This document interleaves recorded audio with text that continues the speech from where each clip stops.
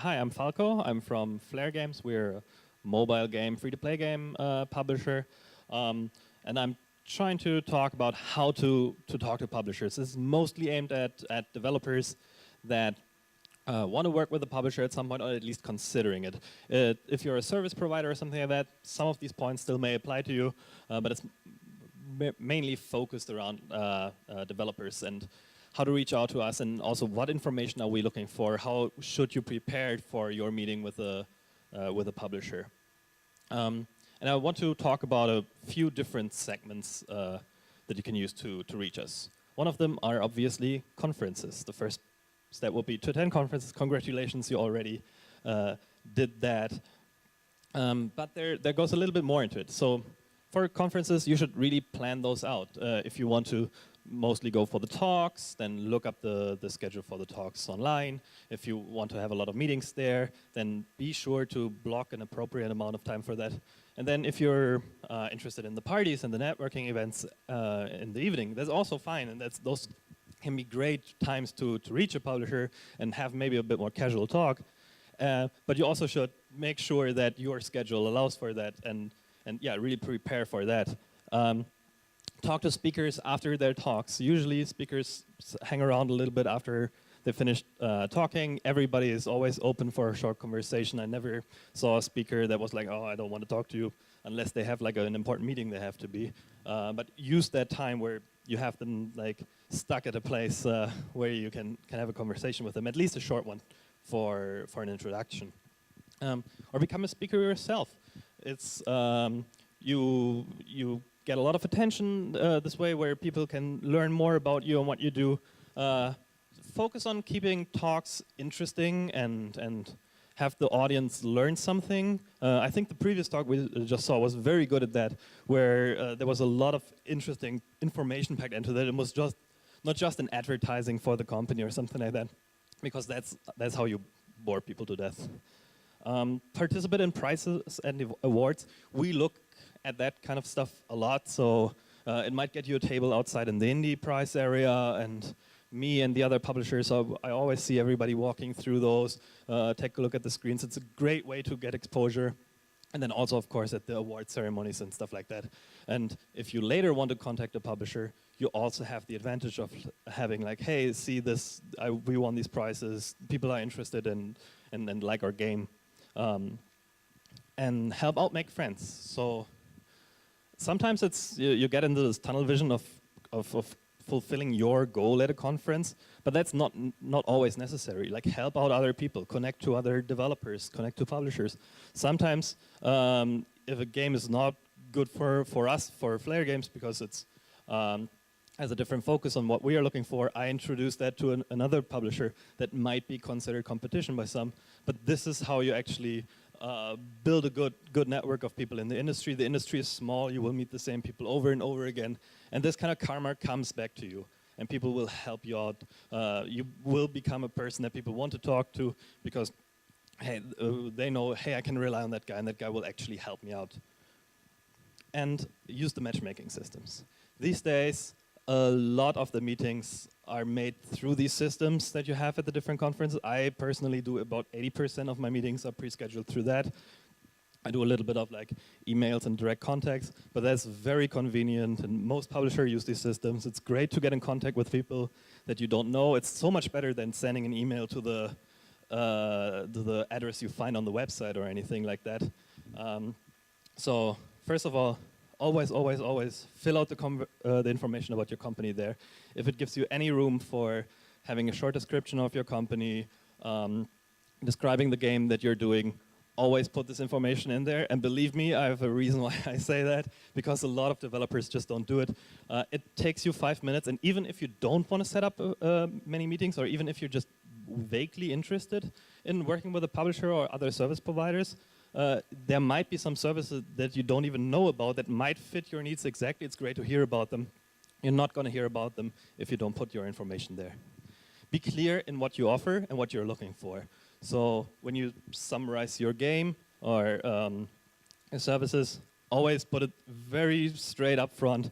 Hey, I'm working on a mobile free-to-play game in this and this genre. We are X% along, we're looking for funding of 150,000 euros or whatever to finish this game, and we have 6 months of development. Like, front load as much of that information as possible. I don't want to like have to Google your company name and look through the website to find that out. Research potential partners. So be proactive, ask people for meetings, see what they're about. These systems provide filters, so you don't have to go through like hundreds of companies. Usually you can just say like, hey, publisher, my platform, who's there, reach out to people and try to set something up. And sometimes take meetings that make no sense. On paper, sometimes it might not be very interesting to meet that company. You might not be the right person from your company to meet that person. But I had situations where that worked out really well. For example, I'm not the ad specialist at Flare Games, right? If you're an ad provider, there are way better people to talk about details in this world. I had companies reach out to me, and I was like, okay, I have some time, like, why don't I meet them? And then turns out they are in contact with a lot of developers, and they wanted to help facilitating the developers meeting publishers, because they experience how much harder it gets for developers to advertise the games themselves in the competitive market, and they wanted to make those connections. And I got some great recommendations out of a meeting where I thought, okay, maybe I do a general introduction and then forward some contact information at the end. I don't want to see meeting systems that look like that anymore. I blurred out the names here, but that's basically all the information that was provided about these companies. So that is like a typical company profile that I see that doesn't tell me anything. And it is so annoying if I have to Google everything separately.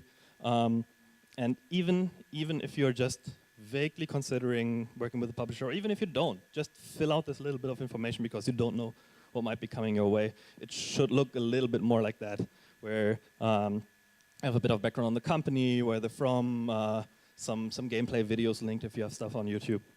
That helps me way more. Then there's some online tools. I don't want to go into details about those. The one is LinkedIn. Have a LinkedIn profile. Have your current position and company in there, and it might be very effective. If I'm on my phone and I get a LinkedIn message, I will reply to it right away. While an email, that might take a while, and it makes it easier for me to like research a little bit about the company or the person that's reaching out to me. But please request with specific messages. Don't just send me an invite because you saw somebody else from your network at me. I want to understand while you're adding me, and I usually try to start a conversation after that. That's easier for me when I get a bit of an idea of what you're actually trying to do.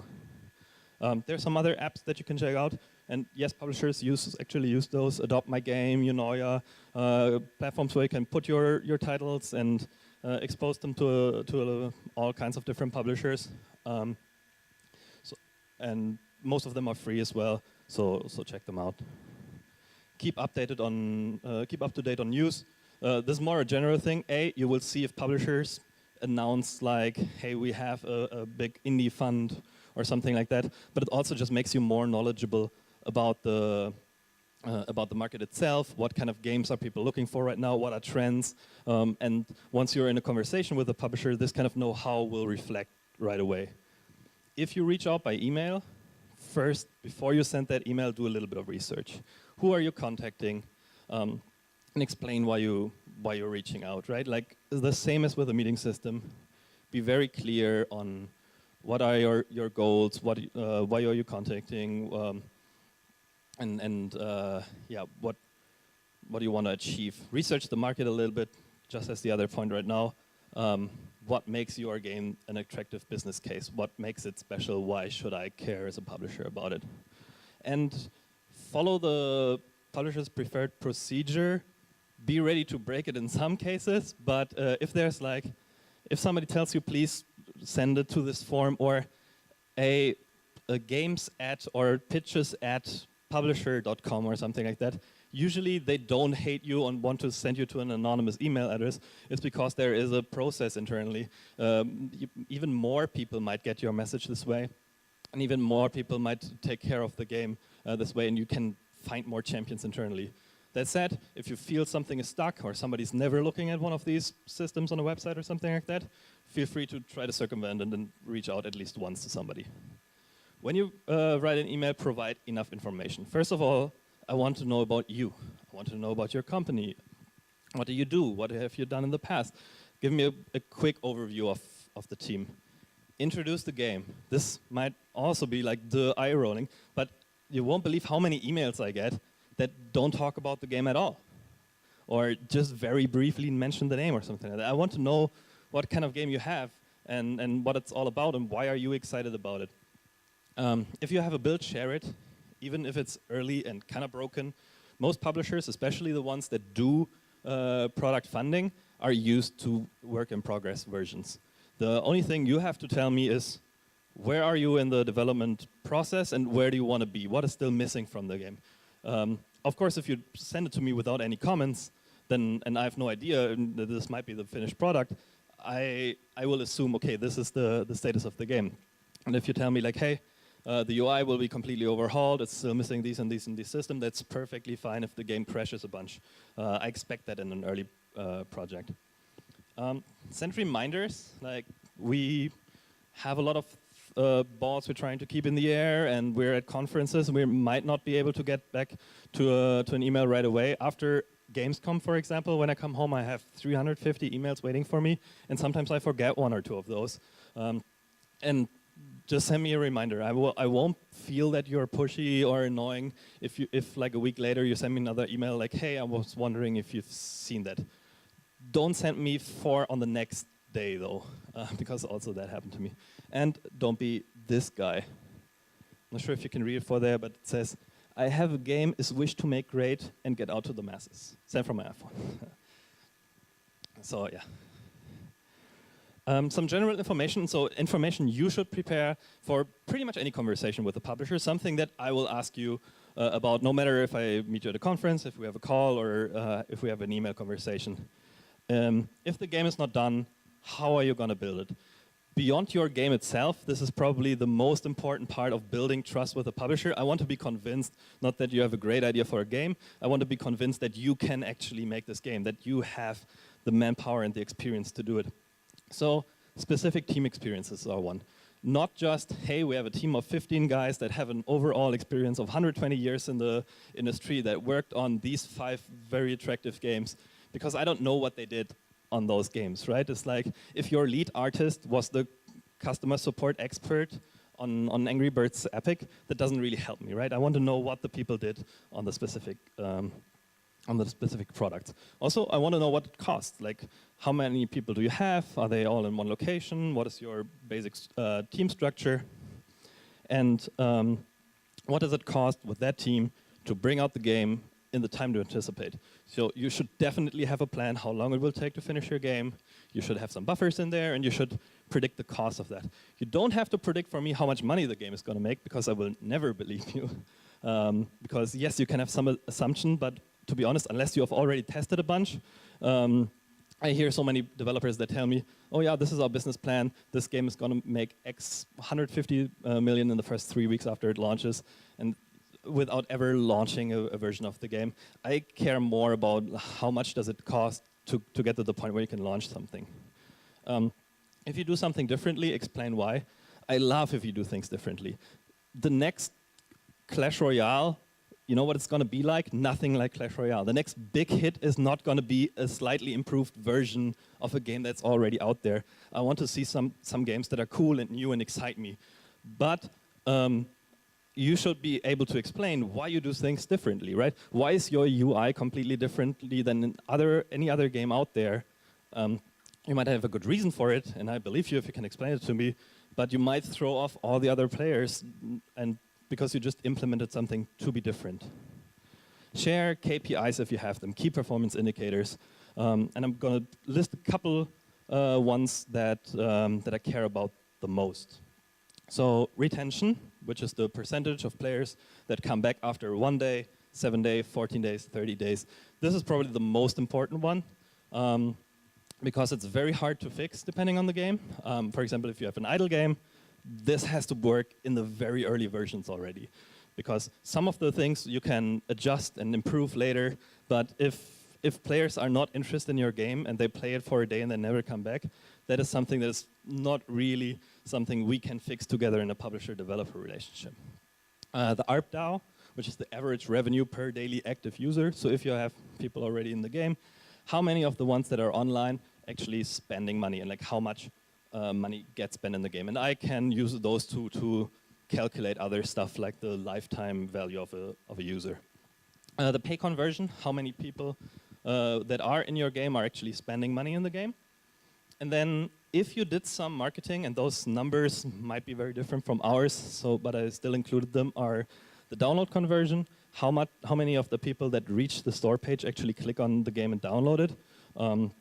We, on the publisher side, simulate that a lot with different fake App Store pages and different icons and names, but it's still interesting to know the same as the CPI, so the cost per install. But that, of course, for you as a developer might be very different, but it really depends on your background, right? So every developer has different kind of backgrounds. If you already launched some games by yourself, have some ideas about this, I'm definitely interested in that. And just coming to the end, I want to rant a little bit about a few things that always annoy me. One is NDAs. So a lot of developers seem to take NDAs extremely seriously. Never ever in 12 years, I think, of doing this, I've ever seen somebody get in trouble over an NDA, or somebody's like stealing something from the game that would be covered by an NDA anyways. You're protected anyways, especially if you have a contract later on. You cannot just like rip out code details or something, NDA or not. I'm never gonna use the NDA of a developer because I don't have the time to go to our lawyer every single time and it's like, hey, this guy is in Malaysia, I need to look up how's the legal situation in Malaysia. We have an NDA and we understand that developers want to protect themselves a little bit, and we're happy to sign that. But to be honest, we see so many pitches that if we already can't agree on, you're not saying anything about your game without signing a legal document, then it's probably not worth my time because I can use that time to look at other games. It's of course different if you're like a huge company, if you have already established games with millions of players, and it's a bit more of a system where you're going to share some numbers about that. Then of course I'm more interested in for like an indie studio. Consider the background of the person you're talking to. I kind of mentioned that earlier, where I'm happy to talk to service providers like advertisement companies, but understand that I don't know everything about that. The same way where when you talk to somebody else from a publisher that visits one of these conferences from the marketing or something, he might not have all the information. Especially as companies get bigger, people get more and more specialized. For the small indie studio heads, I know you have to have like 7 different jobs yourself, and you have to like keep the overview of all of that. But once it goes more into a specialized region, I might not understand what you're talking about, which leads me to the last point. Never assume common knowledge.